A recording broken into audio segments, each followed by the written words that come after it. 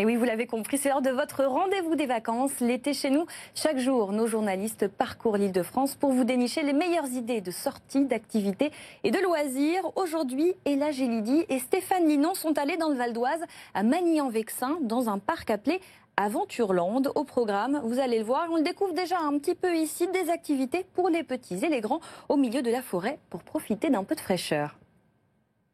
Aujourd'hui, je vous propose de partir à l'aventure en plein cœur du Vexin, au programme tyrolienne, acrobranche et plein d'autres activités. Vous allez le voir, frisson garanti. Allez, c'est parti, on va tout de suite rejoindre Fabrice Thibault, directeur d'Aventureland. Bonjour Fabrice. Bonjour, bienvenue au parc Aventureland. Merci beaucoup, il a l'air immense ce parc. Combien? C'est à 17 hectares, combien d'attractions est-ce que vous avez ici? Une quarantaine.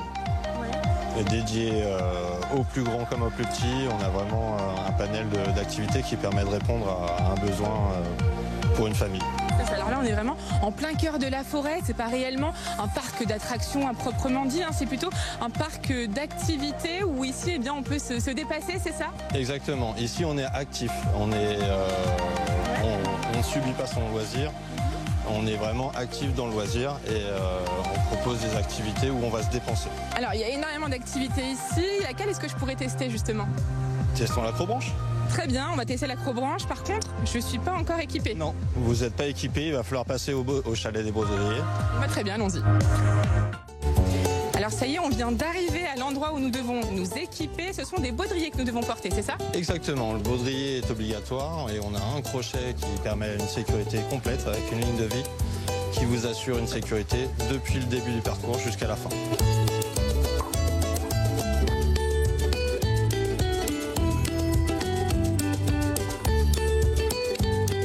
Alors ça y est Fabrice, là je suis équipée.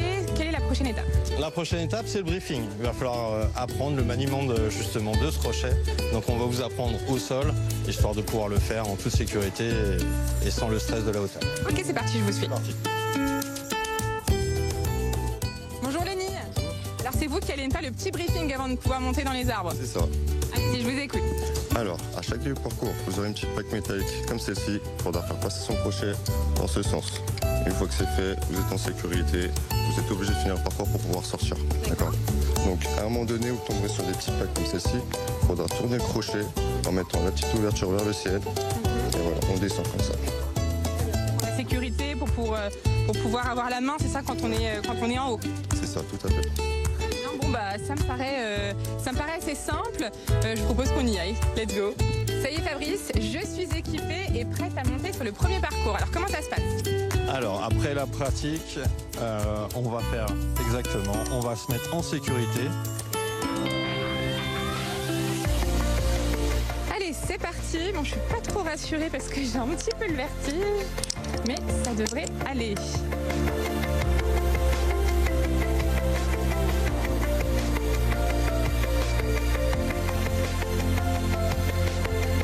Allez, ça y est, j'ai réussi. Première étape réalisée avec succès, ou presque.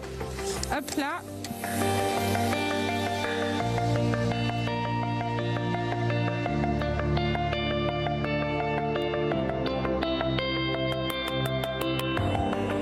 Bon, là, c'est parti pour faire de la tyrolienne. Donc, je m'attache. Hop là.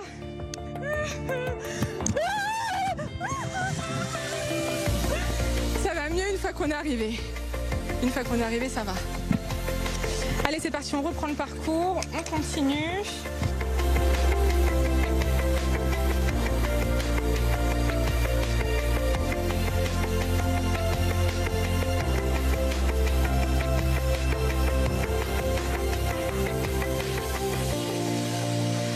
Je viens de terminer mon premier parcours. Félicitations. Merci beaucoup, bon, c'est Compliqué. un petit peu. Alors effectivement, c'est pas si compliqué que ça, je pense, pour les gens qui n'ont pas le vertige, mais par contre pour moi ça a été un petit peu compliqué parce que Appréhension. oui, une petite appréhension et puis surtout, voilà, j'avais un petit peu peur du vide, il faut dire la vérité.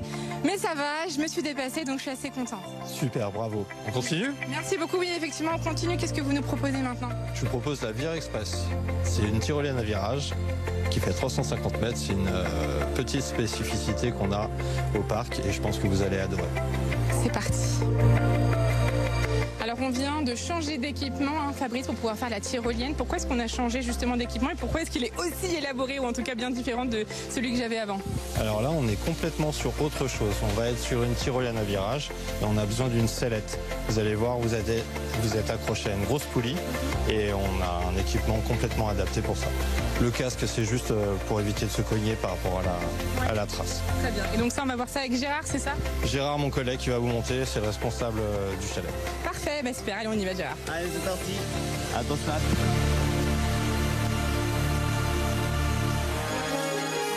vous faites quoi là Gérard, expliquez-moi. Là, j'accroche vos mousquetons à cette grosse poulie. C'est bon pour vous?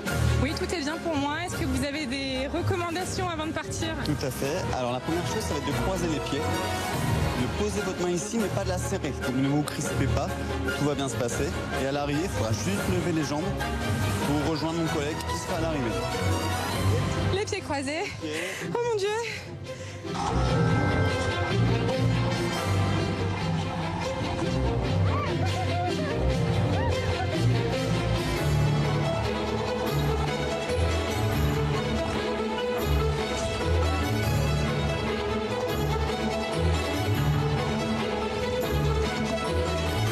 C'est vrai que les paysages sont assez incroyables hein, sur cette tyrolienne, les sensations aussi. Et en réalité, j'ai pas eu si peur que ça. C'était plutôt chouette réellement à faire. Merci beaucoup Fabrice. Alors, cette tyrolienne, elle fait 300 mètres, hein, c'est ça? 350 mètres. 350 mètres. Montée par des Australiens. Et ça permet de serpenter à travers les arbres et de faire un 360 même en mouvement. Donc on a les pieds qui se lèvent un petit peu, les sensations sont plutôt agréables. Et c'est plus calme que ce qu'on a parcouru jusqu'au début sur les parcours accrobranche. Alors je vais enlever tout cet attirail, on va pouvoir justement discuter un petit peu de ce super parc parce que je crois que vous proposez aussi d'autres activités à part la tyrolienne et l'acrobranche. Je vous propose qu'on aille découvrir ça ensemble. C'est parti. C'est parti, on y va. Alors Fabrice, on l'a vu, hein, vous avez plusieurs zones d'activité à Aventureland. Là, on est plutôt sur la zone pleine de jeux, c'est ça? Exactement. Donc la partie accrobranche est aussi ouverte en soirée accrobranchée. On propose ça en nocturne et c'est assez sympathique de le faire dans le noir. Et puis là, on est sur une plaine de jeux où les enfants vont pouvoir passer d'une activité à une autre sans faire la queue, sans attendre, en toute liberté. Et ça, il y a combien de zones de jeux ici en fait à Aventureland? On a deux zones principales. On appelle vraiment la partie forêt. La partie forêt est scindée en deux. Une partie accrobranche avec un équipement et une partie en autonomie avec des enfants qui peuvent grimper avec leurs parents sans équipement particulier et visiter les cabanes dans les arbres, jouer avec des balles en hauteur.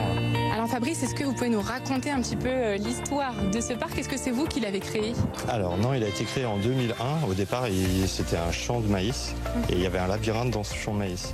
Et puis au fil des années, les attractions sont venues, se sont étoffées.